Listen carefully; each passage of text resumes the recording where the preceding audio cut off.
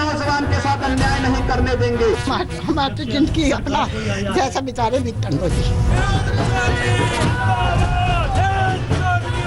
Bharatiya Janata party इस देश को बांटना चाहती है। बीजेपी के खिलाफ माहौल बनता चला जा रहा है। 5 साल थे, क्यों नहीं बदल दिया, अब कैसे बदलोगे?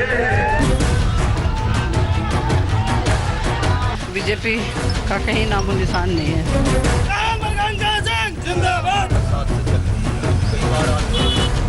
जब से कांग्रेस रही 70 साल उसने कोई देखभाल नहीं किया।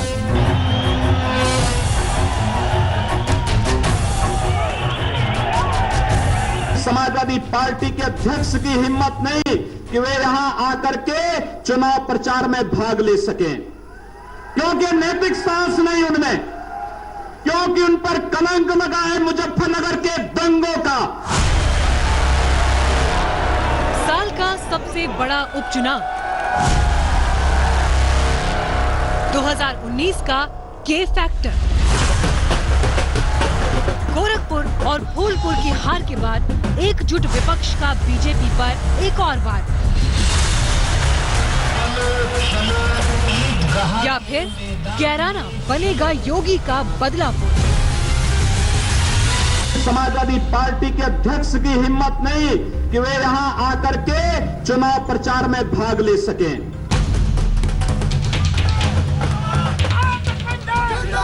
अट्ठाईस मई को कैराना लोकसभा सीट पर उपचुनाव से पहले मुख्यमंत्री योगी का ये बयान जरूर कुरेद रहा होगा अखिलेश के उस जख्म को जो 2017 विधानसभा चुनाव का सबसे बड़ा नासूर बन गया था।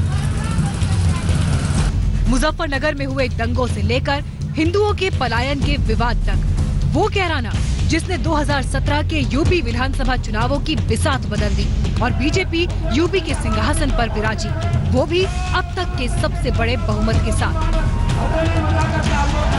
लेकिन 2017 की बाजी पर समाजवादी पार्टी और बीएसपी की एकजुटता भारी पड़ रही है। 2018 के कैराना उपचुनाव तक सियासत का समीकरण पूरी तरह बदल गया है। नमस्कार, स्वागत है आपका आज तक पर। आपके साथ मैं हूं मीनाक्षी कंडवाल और ग्राउंड जीरो से हम आपको दिखा रहे हैं 2019 का के फैक्टर। कर्नाटक से शुरू हुआ ये के फैक्टर 28 मई को कैराना के उपचुनाव में दिखाई देगा। कैराना लोकसभा सीट जो अपने आप में एक ऐसी प्रयोगशाला बनकर उभरी है जहां पर राजनीतिक समीकरणों को चेक किया जाएगा, बीजेपी की लोकप्रियता किस स्तर पर है ये भी देखा जाएगा और इम्तिहान विपक्ष की एकता का भी होगा, जिसमें इस बार जाट और मुस्लिम एक नया समीकरण बनता हुआ दिखाई दे रहा है। इन सब पहलुओं की हम ग्राउंड पर हकीकत जानेंगे, लोगों से उनकी समस्याएं भी पूछेंगे। लेकिन आइए शुरुआत करते हैं यहाँ के राजनीति के उस केंद्र से जिसको जाना जाता है कलसियानी चौक नाम से, चबूतरे नाम से, और यही चबूतरे यहाँ की राजनीति के दो केंद्र हैं। बीजेपी सांसद हुकुम सिंह के निधन की वजह से कैराना सीट पर उपचुनाव हो रहा है। कैराना की सियासत के दो केंद्र रहे हैं, कलसियान चबूतरा और हसन चबूतरा। जनता का इंसाफ करने वाले इन पंचायती चबूतरों का भी अपना इतिहास है और इन चबूतरों का काम सामाजिक व्यवस्थाओं को ठीक रखना।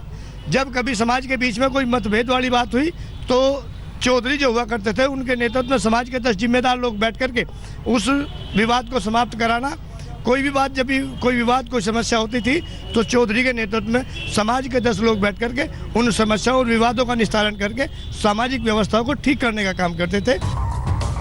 बीजेपी के हुकुम सिंह और समाजवादी पार्टी के मुनव्वर हसन जब आमने सामने हुए तो इन्हीं चबूतरों पर दोनों वर्गों के लोग रणनीति बनाने के लिए इकट्ठा होते थे। लेकिन वक्त का पहिया ऐसा घुमा कि सियासत इन दो परिवारों की महिलाओं को चुनावी रण में आमने सामने ले आई।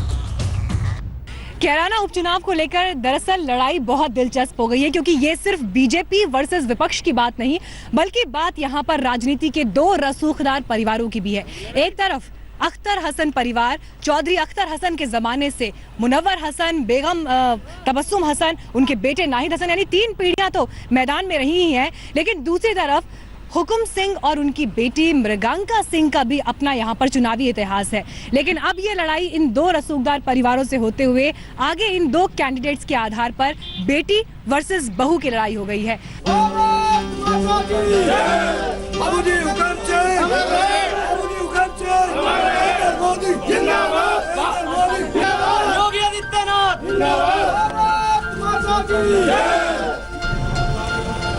हुकुम सिंह की विरासत संभालने और सहानुभूति की लहर भुनाने के मकसद से बीजेपी ने दांव उनकी बड़ी बेटी मृगांका सिंह पर लगाया, तो मोदी, शाह और योगी की तिकड़ी को हराने के लिए विपक्ष ने भी चौकड़ी बना ली। जी हाँ, चौकड़ी, यानी राष्ट्रीय लोकदल के उम्मीदवार तबस्सुम हसन को समाजवादी पार्टी, बीएसपी और कांग्रेस का समर्थन है। कैराना के जातीय समीकरण के हिसाब से विपक्ष की एकता तुरुप का इक्का साबित हो सकती है, क्योंकि यहाँ कुल 17 लाख वोटर हैं, जिसमें मुसलमान 5.5 लाख, दलित 2 लाख, पिछड़ी जाति जिनमें जाट वोट बैंक भी शामिल है 4 लाख है। हालांकि सियासत में 2 और 2 हमेशा 4 नहीं होते। आंकड़ों के इस अंक गणित को सियासी दल भी बखूबी समझ रहे हैं। चौधरी तबस्सुम हसन के लिए अपील करेंगे। यही वजह है कि 2019 की प्रयोगशाला बने कैराना उपचुनाव में विपक्षी एकता में जान फूंकने के लिए अखिलेश यादव ने समाजवादी पार्टी के गढ़ से अपना प्रत्याशी न उतारकर आरएलडी को लोकसभा में खाता खोलने का मौका दे दिया।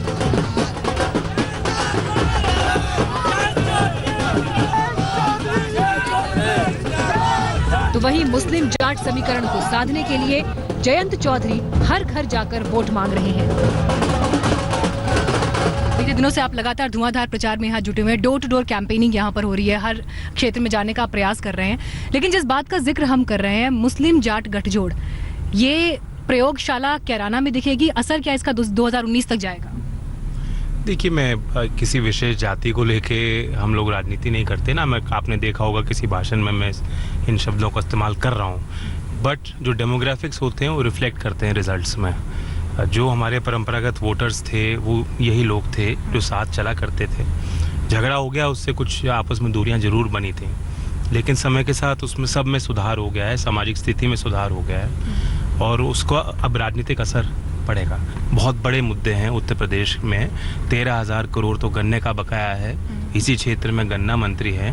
सरकार ने किसानों पे बिजली का बिल बढ़ा दिया यूपी में। कानून व्यवस्था पे पूरी तरह से फेल है। मोदी जी से जो उम्मीदें करी थी लोगों ने, वह भी जो नहीं उनको मिल पाई। हम तो उन मुद्दों को लेकर चल रहे हैं। और जो आपने कहा था कि एक सामाजिक गठजोड़ बनाना होगा, हम तो भाईचारा का नारा लेके चुनाव को लड़ रहे हैं। और बीजेपी वाले कोई सिंपैथी की बात कहाँ कर रहे हैं, वो तो कह रहे हैं पाकिस्तान में दिवाली मने। विपक्ष जिस तरह से साथ दिखाई दे रहा है, ये साथ सिर्फ एक फौरी साथ है? ये सवाल मैं इसलिए भी आपसे पूछ रही हूँ क्योंकि आरएलडी की प्रत्याशी मैदान में है, समर्थन बाकियों का किस हद तक है? स्टार प्रचारकों की लिस्ट में अखिलेश यादव, आजम खान ये नाम थे, लेकिन वो जमीन पर दिखाई नहीं दिए। नहीं, वो तय होगा। नूरपुर भी वो नहीं गए। कल मेरी पहली सभा नूरपुर में थी और यहाँ तमाम उनके मंत्री, उनके सलाहकार, जो उनकी विशेष अखिलेश जी की टीम है, वे खुद यहाँ लग रहे हैं और फीडबैक मॉनिटरिंग दे रहे हैं। ये चुनाव मृगांका के खिलाफ है या फिर मोदी के खिलाफ है? नहीं, ये खिलाफ तो विचारधाराओं के खिलाफ है, जो सब लोगों की एक हैं और एक जो अलग से एक ग्रुप है उसकी एक है, तो उसके खिलाफ है। हाँ। मोदी जी के खिलाफ है, बीजेपी के खिलाफ है। फूलपुर और गोरखपुर के बाद विपक्ष से हिसाब चुकता करने के लिए कैराना जीतना मुख्यमंत्री योगी आदित्यनाथ के लिए नाक की लड़ाई है, जिसका आगाज उन्होंने अपनी पहली ही रैली से कर दिया। तो बीजेपी की प्रत्याशी मृगांका सिंह बाबूजी की विरासत बचाने की दुहाई दे रही हैं। ये लड़ाई जिस तरह से इस वक्त फेमस हो रही है इस पूरे क्षेत्र में, बेटी वर्सेस बहू की लड़ाई हो गई है। बेटी को क्षेत्र जिताता है या बहू को जिताता है, वो तो खैर परिणाम के बाद पता चलेंगे, लेकिन कितनी आश्वस्त आप हैं अपनी जीत को लेकर? पूरी तरह से आश्वस्त हूँ, क्योंकि भारतीय जनता पार्टी का कार्यकर्ता बहुत ही निष्ठा से और समर्पण भाव से इस चुनाव को लड़ा रहा है। आइए चलते चलते बात करते हैं मैम। अब एक बहुत अहम सवाल यहाँ पर ये भी उठता है, जब हम आंकड़ों की तरफ ध्यान देते हैं जो कागज पर दिखाई देते हैं कि यहाँ पर मुस्लिम वोटर की तादाद 5.5 लाख है, दलित वोटर की एक तादाद है, जाट फैक्टर अलग है, और ये सब जब आपस में मिल गए हैं पूरा विपक्ष, तो कैसे आप इनसे सीधे सीधे टक्कर लेंगी? क्योंकि ऐसा लग रहा है कि ये आपकी जीत को, इस समीकरण को बिगाड़ सकता है? निश्चित रूप से समीकरण जो आप बता रहे हैं वही हैं, परंतु भारतीय जनता पार्टी की नीतियों में जन कल्याणकारी योजनाएं जो चल रही हैं उससे पूरा यहाँ का जनजीवन अत्यधिक प्रभावित है और कहीं ना कहीं उसका असर समाज के सभी वर्गों में देखने को मिल रहा है। इसी कारण मुझे विश्वास है कि वो मोदी जी और योगी जी के लिए वोट करेंगे। 2 वर्ष पूर्व जो यहाँ पे परिस्थितियाँ थी, जब यहाँ पे कानून व्यवस्था एकदम ध्वस्त थी, उस समय पलायन हो रहा था, परंतु वर्तमान में जब से भारतीय जनता पार्टी की प्रदेश में सरकार बनी है तब से यहाँ पे हालात बहुत ही बेहतर हुए हैं। जनजीवन बहुत ही शांतिपूर्ण अपने तरीके से जी रहे हैं लोग और जो अपराधी तत्व यहाँ पे पहले 2 वर्ष पूर्व हावी थे, आज वो सब या तो सलाखों के पीछे हैं या उनका मतलब क्षेत्र से बाहर चले गए हैं। राष्ट्रीय लोकदल प्रत्याशी चौधरी तबस्सुम हसन के लिए अपील करेंगे। आप लोगों से गुजारिश है कि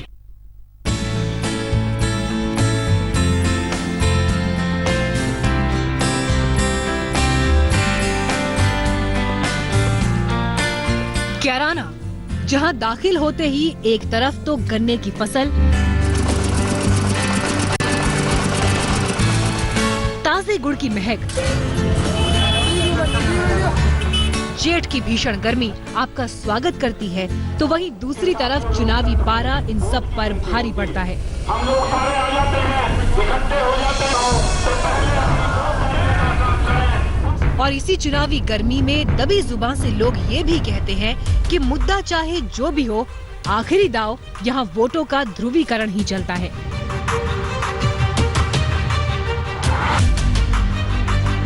और ऐसा ही एक मुद्दा हिंदुओं के पलायन का था, जिसे खुद हुकुम सिंह ने लोकसभा में उठाया था।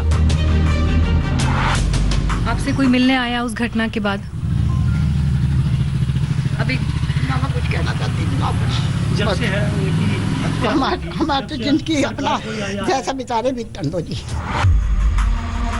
पलायन के मुद्दे की हकीकत भी सियासत की भूल भुलैया में गुम हो गई। अलीगढ़ मुस्लिम यूनिवर्सिटी में जब जिन्ना की तस्वीर पर बवाल मचा तो सियासी शोर कैराना तक भी पहुंचा। लेकिन किसानों की माने तो चुनावी मुद्दा इस बार जिन्ना नहीं, गन्ना है। सरकारी चीनी मिल थी वो मतलब कोड़ियों के भाव में बेच दी। पिछले साल का तो मिल गया, इस साल का तो 2 ही महीने का मिला, सारा 5 महीने का नहीं पड़ा। सरकार का कोई दबाव नहीं है तो पेमेंट नहीं मिला जी। जैसा पहले था ये सही हो रहा है, मतलब रत्ती भर भी सुधार नहीं। बात सिर्फ गन्ने की नहीं, 2019 में बीजेपी हो या एकजुट विपक्ष, सत्ता का रास्ता यूपी से ही होकर गुजरेगा। कैराना तो बस एक झांकी है। 80 लोकसभा सीटों वाली यूपी के लिए जंग अभी बाकी है।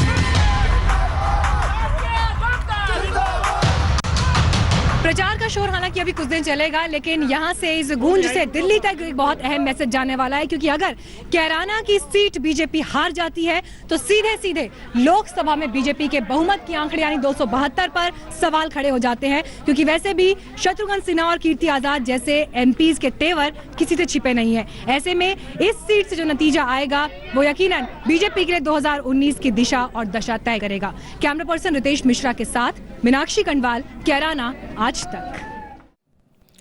लेटेस्ट खबरों के लिए यूं ही देखते रहिए आज तक, और इस वीडियो के पसंद आने पर लाइक, शेयर एंड सब्सक्राइब करना ना भूलें।